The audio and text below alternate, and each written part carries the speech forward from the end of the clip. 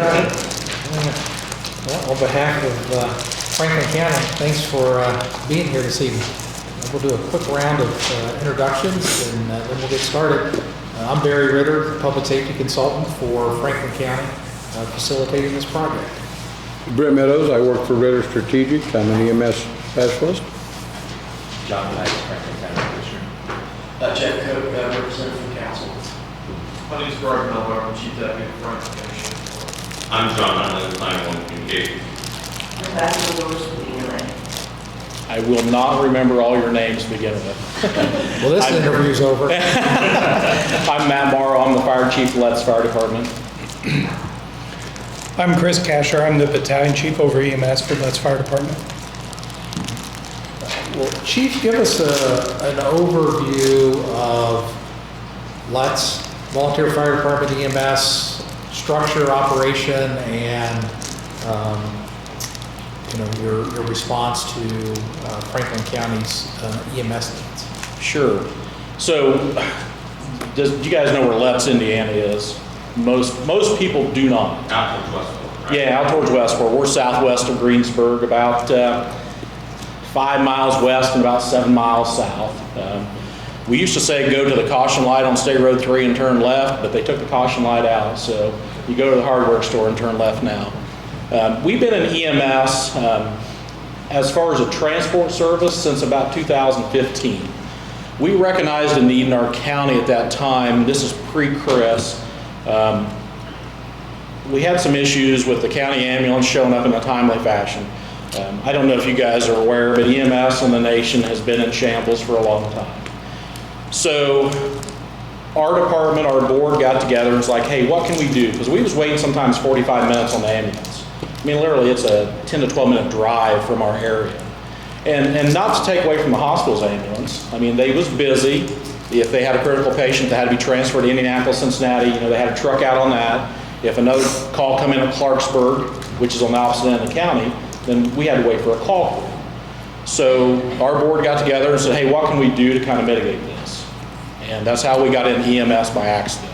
In 2015, we screened a couple federal surplus ambulances.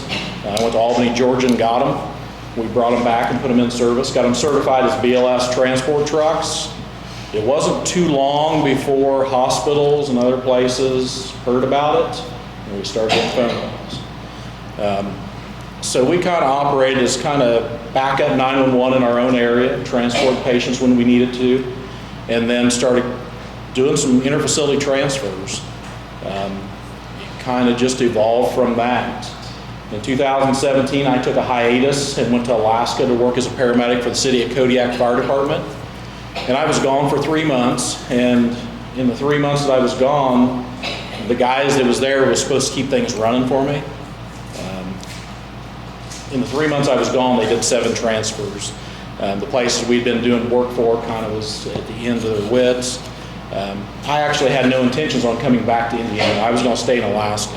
If you've never been to Alaska, don't go there as a young man, like John Morrow said, because you'll never be satisfied with anything in your life. The board got together and decided, hey, we're going to offer you a full-time job, which brought me back to Indiana with the promise that I would build our EMS service. So since mid-October of 2017, I'm sorry, I've been building our service. My first full-time as the fire chief at Letts was on January 1st, 2018. And since then, we haven't looked back. We've been building since then. We have a contract with Margaret Mary Health in Batesville to provide all our interfacility stretcher transports. So we do all their transfers, we do their discharges. That was really the first big contract we landed for the ambulance. Since then, we've entered into a contract with Ascension St. Vincent Jennings and also Ascension St. Vincent Salem. Salem come along because the contract with Jennings, I really didn't want Salem. It's 70 miles from my door to theirs. But if they have a patient that's critically ill, they have really no means of getting them out to Louisville, Floyd Baptist. So we kind of step in and do that for them. We schedule those, send a truck down typically in the morning to try to do all of them at one time, back to back to back. The 911 service in Decatur County continues to get busier and busier. So we've worked out an agreement with them through our dispatch center that we have, when their second truck is last truck out, they call that on the radio, and then automatically puts us up for 2/3 of Decatur County for 911, so we cover backup calls for them. That's kind of how we got into EMS and where we're at. We do a few scheduled things. I don't like doing a lot of scheduled transports. We do a few. I think this year we're 2,200 runs, give or take, transports so far this year. I staffed the Margaret Mary truck at Batesville 24/7, 365 with a paramedic and EMT. At Letts, the staffing there varies. Sometimes I have 4 crews on duty and sometimes I have 2 crews. So it just depends on the day and availability. So, like I said in my proposal, you all got copies of that, right? In my executive summary, our approach to EMS is simple. We take the customer service approach.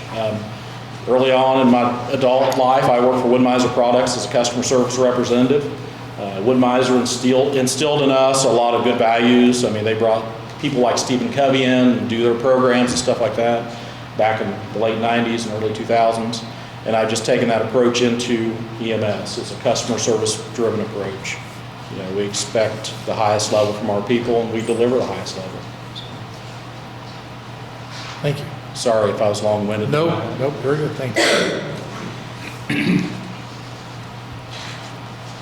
So Brent normally asks this question at the end, but I'll ask it now.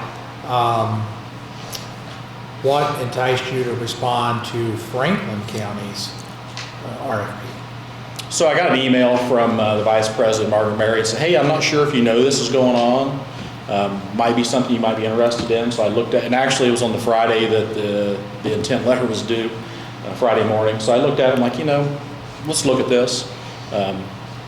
I really think that Franklin County is one of the very few counties in District 9 that don't have a paramedic service. And I think that's really underserving your population. Being so rural, paramedics can make a difference, you know, those life-saving emergencies. I think Franklin County and Ohio County is the only 2 in District 9 that does not have paramedic services. So I looked at it real quick and said, yeah, we can put together a proposal and see if we can help the county out. So then your proposal is for 2 dedicated 911 ambulances in Franklin County, staffed with 2 EMTs and supported by a non-transport paramedic level chase truck, 24/7. 24/7, yes. Year 1 subsidy, 1.3 million, escalating up through year 4, 1.4. For a total of 5.7. Yeah. How did you arrive at those numbers? Well, I used a couple different things. Number one is knowing what my operational budget is currently. Basically, I'll be doubling my workforce and my staffing and my trucks. What our current budget is. Plus, I used, I actually brought it with me. University of Southern Maine did a study, consensus panel on approach of estimating the startup and annual service cost of rural ambulance services. So I kind of used some of their numbers too. In that, in the request for proposal, there was education in there too. So we had to factor that in.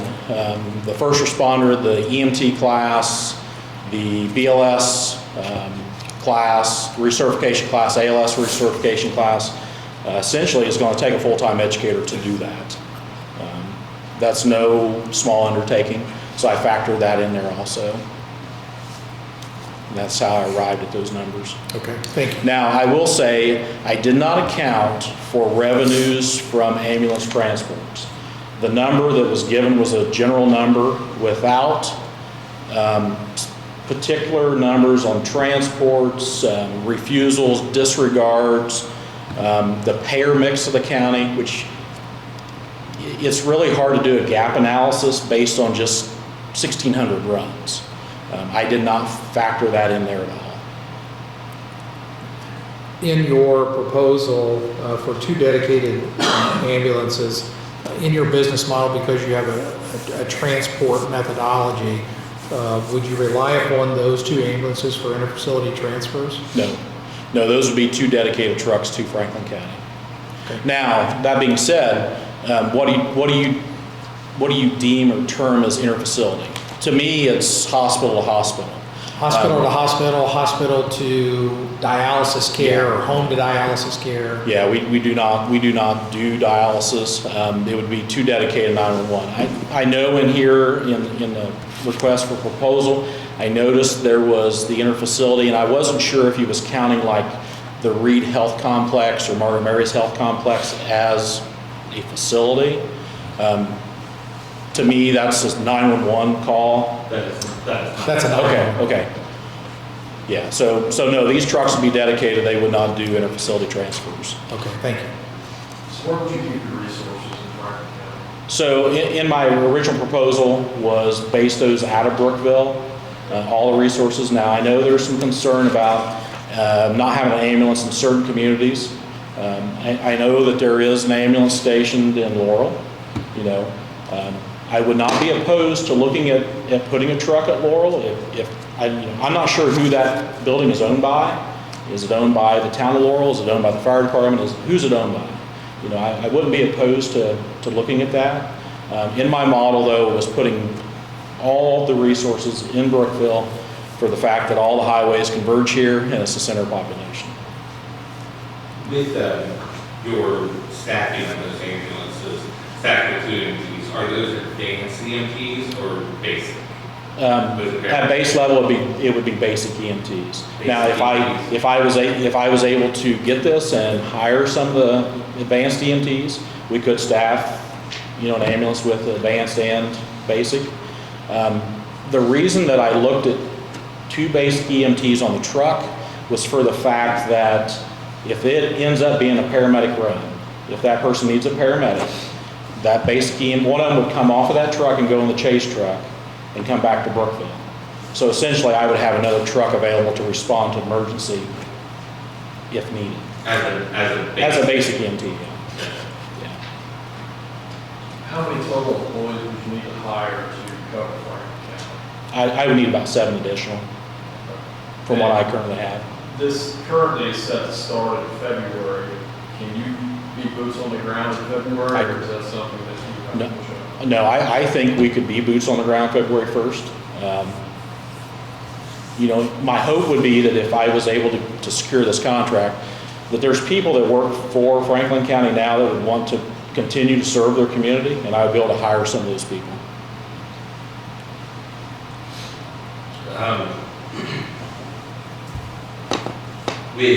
With that working here in Franklin County, what would you do when both of your ambulances are already on calls? Like where would somebody come? Or if there was a maintenance issue with one of them that broke down, how long would it take to get a replacement ambulance here? Yeah, so all my reserves, the Margaret Mary truck will stay the Margaret Mary truck. If they're not busy, I could always pull them into the county. Here in a couple of years, they will be in the county when they build the hospital over here. I could always move that truck. If the truck's broke down, all my other resources are Letts. To get into Franklin County from Letts is about 30 minutes. It's about 45 to 50 minutes to get here. So we'd bring those resources from there. Now, if both trucks are out on calls, we would also rely on mutual aid. We would build that mutual aid with surrounding counties. Notice it would be mutual. If they need help, we would supply them help too. Decatur County, we already got a working relationship with them, so they would be able to cover the Buena Vista, kind of Stips Hill Road area. We reach out to Anderson Township, City of Rushville Fire, Reed EMS, Fayette County, and then all those surrounding counties with that. What about our community events, like our football games, our fairs? Would that come out of our dedicated, or would you add extra? Would that be a cost? It depends on probably what the event is. Like in our area, we cover our football games at no cost. If it's a for-profit event, we're not going to cover that at no cost. I mean, that's something that, if it's a for-profit event, they need to be charged for that. The fair, things like that, community events, we can move trucks there, stand by. I think they should come out of the resources of the county. Don't want to split hairs on for-profit events. The county hosts events at the county park that could be considered for-profit events. 911 calls are placed. You're going to respond, correct? Correct. Yeah. Okay, all right, thank you. Yeah, and I think to clarify that, if you have a promoter come in and they rent the fairgrounds for a day to do some type of concert event or whatever, that would be a for-profit event. Okay. That wouldn't come from the ambulances that you have Right. dedicated to Franklin County for 911 services. Right. So then you were paid extra for that. Yes. But not from us. Not from you, No. right, from those people. Yeah, so a good example is we've been up to White Rock and St. Paul to cover an event up there for a place out of Louisville, and we have a contract that they sign and pay us to put a truck there. What type of radio system do you guys currently use for paging or communication with dispatch? We use low band, and then we use the IPSC 800 system. VHF. Yeah, VHF, yeah. Yeah, so in Decatur County, paging is on low band and they simulcast on 800. We use IPSC, Okay. the safety network. Do you use a CAT system right now? We do. Or do you just utilize the CAT system with the county? We utilize the CAS system in our county for 911s and backups, Do you know what CAT system they use? Spillman. So do you have integration with Spillman? We do, Or yeah. we also use Spillman? Yeah, so all of our ambulances have logins, so we log in once we're dispatched. We can track our own times and limit radio traffic, and put call comments and things like that in. You have AVL capabilities? On Spillman we do, yeah, if we plug them in. You say if we plug them in? Yeah, we typically don't. Now I track my ambulances with live 360, but Spillman has that. I think law enforcement, the county ambulances use the tracking at Spillman.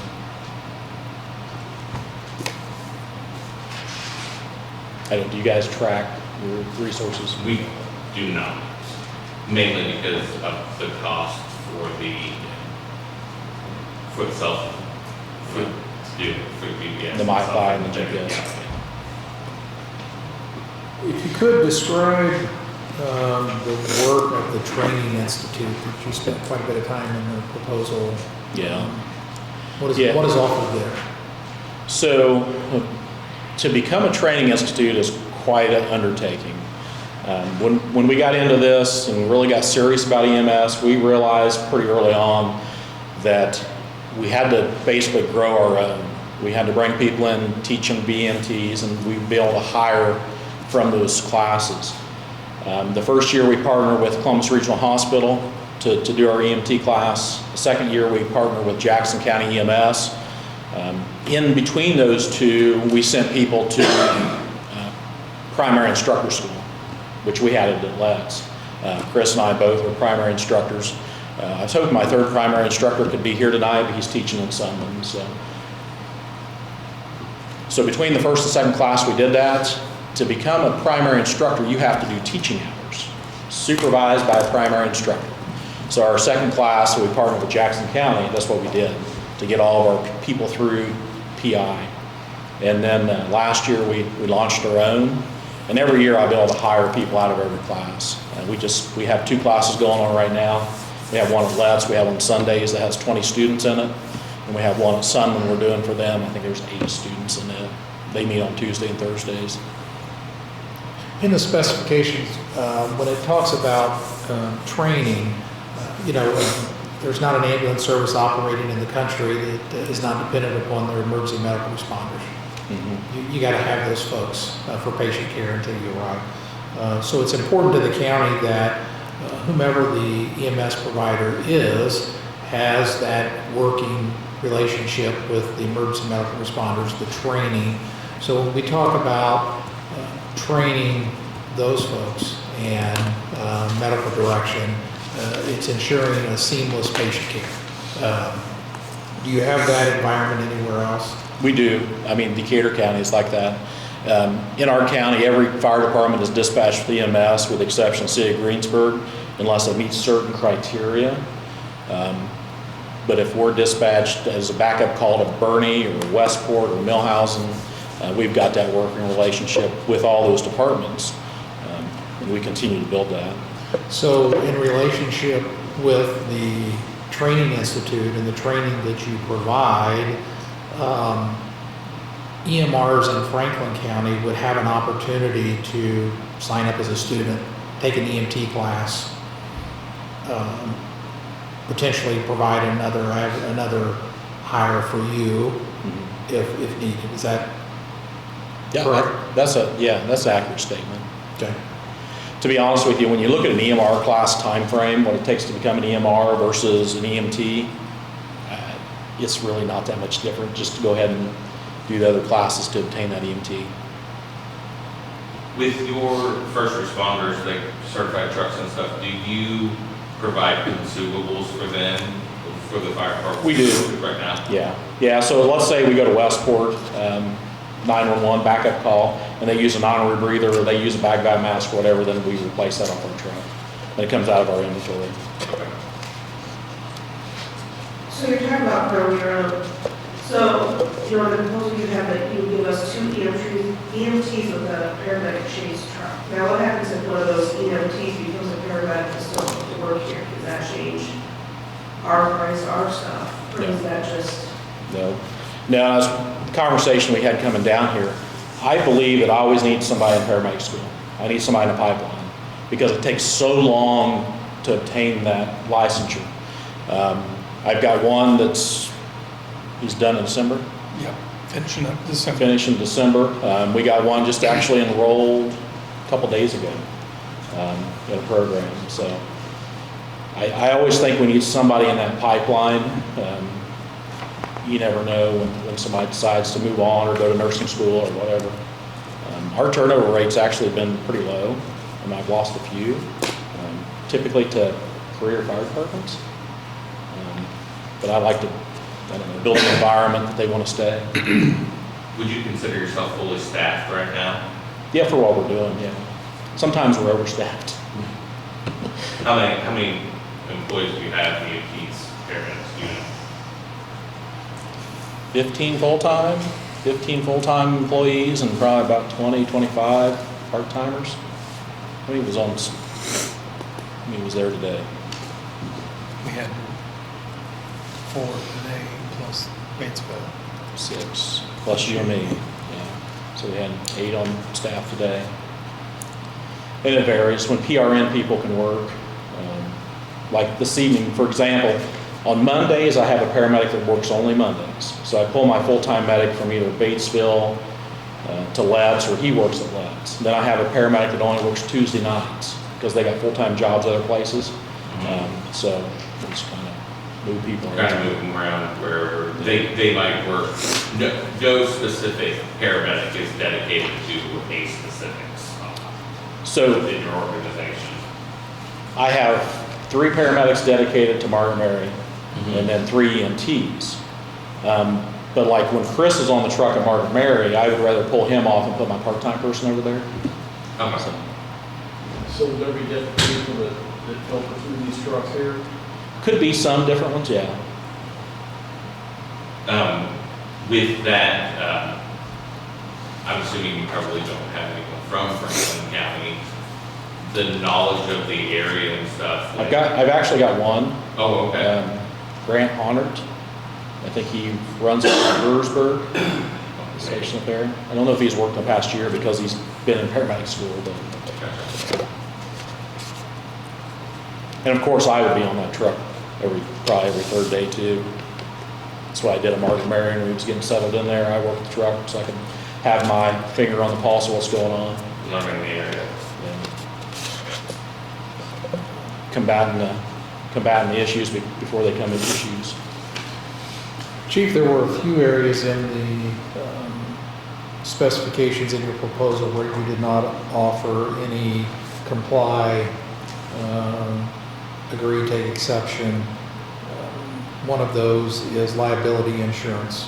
The state boilerplate minimums that's in the specifications is a 1.3. What kind of liability insurance is Let's carrying your limits? It's to what the specification was, or actually a little more. Cinch and St. Vincent made us carry, I think, a little bit larger policies than what was listed there. And I could actually get our binder for you guys, if you want to see that.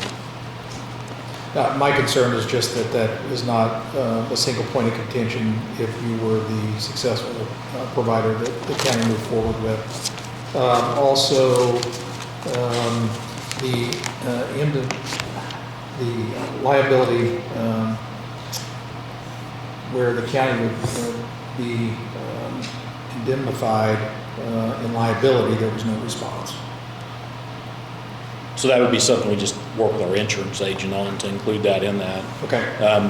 And I do know, like Decatur County Fairgrounds, we do an event there during the fair, and we have to list the county, and they send them whatever paperwork they need. Okay. Questions from the committee? You asked earlier about the building in Morrow and potentially housing the truck in Morrow and housing some here in Brookville. I just want to make sure that I'm not sure where we currently keep the truck in Morrow for the fire department. It is will be there. Here in Brookville, that building is owned by Franklin County EMS. So we look at where you would. I have. I've had this conversation with a couple different places over here. Yeah. And you talked about for-profit events. And Franklin County EMS is one of the biggest drains on their system is actually a private business. It's here in the county. It's Aspen Acres. We spend a lot of time on runs out there. How do you handle a situation like that? I mean, they're calling 911, right? I mean, you take the response. I mean, if they want a standby ambulance, then they don't have to pay for it. I mean, my rate for a standby ambulance for an ALS truck is $130 an hour, 4-hour minimum, if they want a dedicated standby truck. How many trucks do you employ? Like, how many trucks does left? I have 7. You have 7. And how many contracts are you currently in that you have to provide a truck for? You said one at Margaret Mary. Margaret Mary, Ascension St. Vincent. So the one at Ascension St. Vincent is actually a 8 a.m. until 10 p.m. commitment. Okay. And then anything emergent after that, if they can't fly the patient, we run into that a couple days ago. Weather was bad, they couldn't fly the patient to trauma center, so we come in early morning and took them. The Salem agreement is when I can get to it if I got a truck. So the only place that you have dedicated truck 24/7. 24/7 is Margaret Mary, and then a majority of the day at St. Vincent's. Yeah. Your other 4 trucks are for your backup for Decatur County, that territory and stuff, and then what happened? And whatever else comes in, because we was doing, and I listed in there, we've done a lot of transfers for like Rush Memorial. We used to go to Reed often. I really pulled back on that since we landed the Jennings agreement, because I promised them that I'd have trucks available for them. But we've been as far away. I'd send trucks to Bloomington, and they'd spend the entire day over there for IU. I get calls daily from IU Health. I think every hospital in southeast Indiana we probably hauled out of. I guess what my question boils down to, if you had 2 trucks here, you now have 4 dedicated out during the day. And then if something goes on, are you going to have enough to maintain the current contracts you have? I do, yeah. And staffing? Yeah. Yeah, like I said, I would hope that if I was able to score this, that I would be able to hire some people that's already working over here. Hire some of the best out of my EMT class too.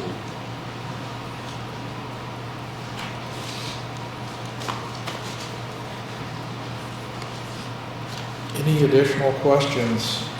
Have you had any municipality contracts in the past, service any other counties?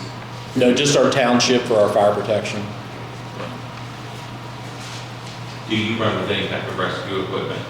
On our ambulances? Yeah, we carry a combi tool on our 911 ambulance.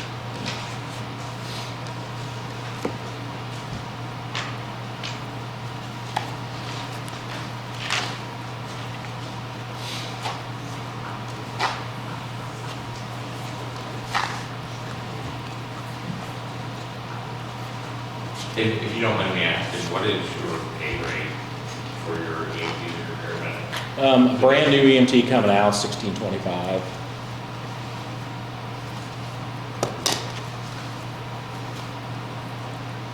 And paramedics? 20 for brand new. I'm not sure you have some sort of maintenance or matrix system from that or whatever. I do, yeah. I got paramedics that make $30 an hour. Some of the EMTs with a lot of experience, make 22, 23. I probably make $2 an hour. You probably feel that way too, don't you? Yeah. Your billable, the things that you've been able to bill for, what percentage of that do you see revenue from of the billable? We was running about a 58% for a while. It's actually probably that or a little bit better right now since they increased Indiana Medicaid rate back in July. So that helped quite a bit. But it varies. I mean, it depends on how many runs you take and how many self-pays you have and things like that. At one time, like 58% was good. Do you use third-party billing? I currently do, yeah. What is your approach to negotiating with insurance and self-insured employers? So, like, we're contracted with Anthem. Some of the other ones we're not. The billing company pretty much takes care of a lot of that. There's a lot of times I see stuff come through that the insurance pays X amount and that's it. We might send bills. We'll send 3 bills basically to the patient. Sometimes we get stuff back, sometimes we don't. At the end of the day, a lot of times I write that off. There's only been one time that I've taken up stacked stuff to the attorney and had him file small claims. And to be honest with you, that didn't bear fruit either. We got judgments on it, 8% interest, and I had 1 or 2 people paid, and that was it. So, as I was telling him today, we got 4 hardships today. We'll look at those. I actually approved all 4 of them based on people's income, and some of those is insurance actually paid some of it, but the balance was pretty substantial too. Of course, when you're doing inter-facility transfer, especially specialty care, you're $1,900 plus you got maybe $1,000 in mileage, depending on where you're going. If insurance pays $1,200, then the person's on Social Security, they don't bring very much in a month, then we look at that, write that kind of stuff off. I noticed in your fee schedule that you charged $125 for lift assist, 2 to 4 per month. Does that mean if they're a frequent flyer? Yes, so we call that the Arthur Pruitt rule, because we had a guy in our area that would call sometimes 3 and 4 times a day. And it was really, he needed to be in a nursing home. He's since passed away, but we got to the point, this 3 and 4 times a day, and it wasn't during daylight hours. It might be 2 o'clock, it might be 3 o'clock. So we implemented that fee schedule, and essentially what I did is we just I billed him. He never paid the bill, but once he passed away, I filed a claim against his estate. We recouped some of that for the fire department. If it's a legitimate, somebody falls, and they never call, they're not going to get charged for that. But if it's somebody that's calling every single day, if they got the means to pay it, fine. If not, we'll hold off and see if there's an estate at some point. Describe or define the specialty care that bills out at $19.25. Yeah, so that care is provided by a paramedic that's got additional training. Intubated patients, paramedics got vent training, IV pump training, medications that is beyond what a typical paramedic would do in the field. And those are inter-facility transfers. Okay. Medicare defines that as somebody that's critically ill, that's going to higher level care because of their critical illness. So you'd never see that charge in a 911 setting. Okay. It'd only be in an air facility.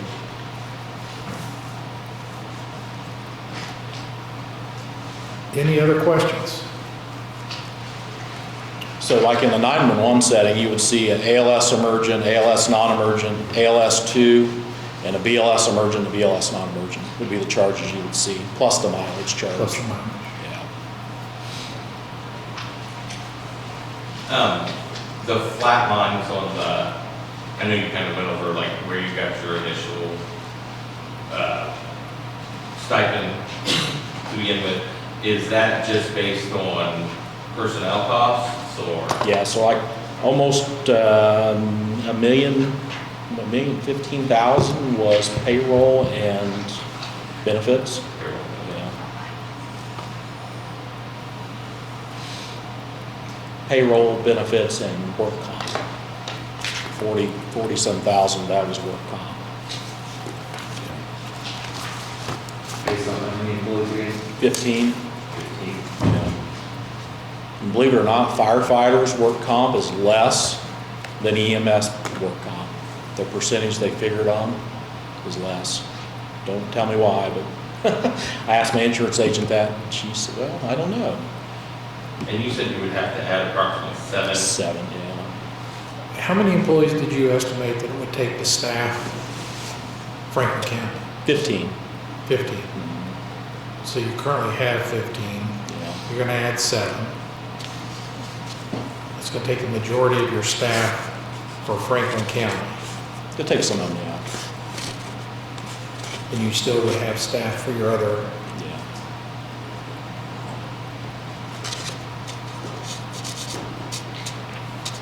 And I honestly don't, the paramedic chase vehicle, I don't think will be hard to staff.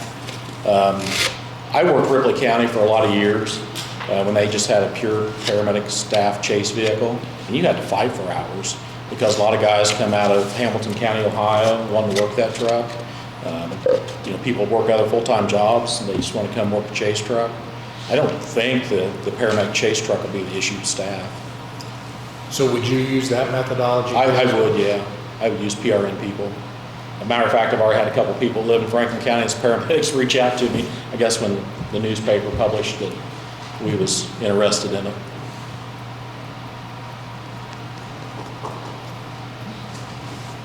Any other questions? I know I offered to you in the correspondence to bring an ambulance. If the committee wanted to look at it, they looked at 2 today, so I'm going to offer them the opportunity. Did you bring an ambulance? We did. Okay. Offer them the opportunity to look at your equipment as well. Any questions of the committee from you?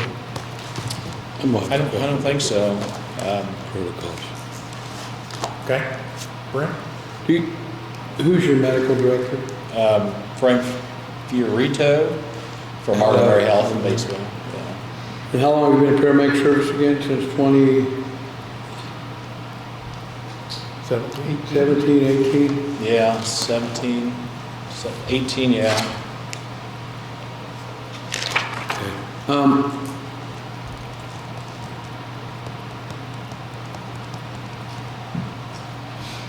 Who currently works on your ambulances? How many ambulances do you have in your fleet? We have 7. 7? Yeah. Okay. Who works on those right now? Like, who's working right now today? No, physically, who works Physically on them working that on broke it. You down? mean- Yeah. Oh, okay, so all of our preventive maintenance, I have Walters Tire in Greensburg do. Our fleet's pretty new. If it's a mechanical issue that's under warranty, I actually take that to Cronin and Lebanon, Ohio, because our trucks are Ram 5500. I do have This one's a 4500 we got today, and actually my reserve truck is a Ram 4500. So Cronin does the warranty work on those. The Batesville truck's got some, we just did a top end in it. I had OEM diesel performance in Batesville do that work. So.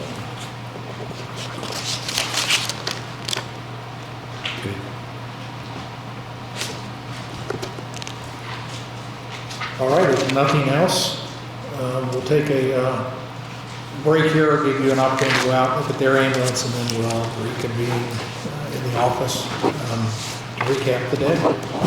Thank you for being here. I appreciate the opportunity. It's definitely been a learning experience for me, read through some of this stuff and preparing all this. Hopefully we could work in the future to move Franklin County forward. I do appreciate your analysis of rural response and maximum acceptable response times. I think you spent some time with that. Yeah. So I appreciate that. Thank you. You're welcome.